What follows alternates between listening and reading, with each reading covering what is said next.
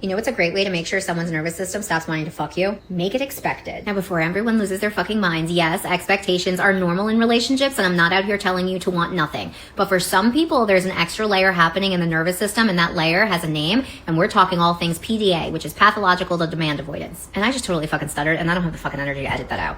So this is actually a profile that's most often discussed in autism research, where the nervous system can actually experience the demands, expectations, or even a perceived loss of autonomy as a genuine threat. So this is not a preference, this is not an attitude, it's not just he's an asshole, it's a fucking threat. And versions of this level of demand sensitivity can actually show up across other neurodivergent nervous systems too. So this isn't about everyone, it's about that layer. And that layer shows up in relationships in ways not enough fucking people talk about. So what I end up seeing clinically a lot of the times is that the second something becomes expected, some nervous systems will then start clocking it as a demand. So text me when you get home, say goodnight, have sex, do the dishes, call your partner, just normal relationship shit, all of it, right?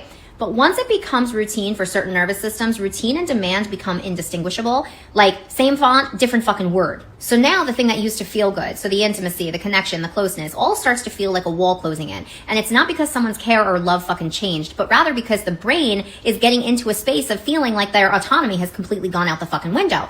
And that then initiates the threat response. And that brain then does not give a single shit that you just wanted a good night text. And let's say you both have a nervous system like this that reacts strongly to perceived demands. You've now got two people who experience expectation as pressure, living together, trying to build a relationship. And that's not impossible, but nobody handed either of you a manual, and you're both just winging it with nervous systems that are quietly losing their fucking minds. So when someone says, why didn't you text me? Why didn't we have sex anymore? Why do I always have to ask? They're not wrong for wanting that, but that conversation just accidentally became actually more pressure, more demand, more wall. So if you're the one who shuts down, or you're the one who keeps asking and keeps getting nothing, this isn't about it being a flaw, okay? It might just be about this being a demand sensitivity layer that's running the show, and nobody in the relationship really knows it yet. Because when nobody understands that layer, couples then start labeling themselves or each other lazy, needy, uninterested, too much.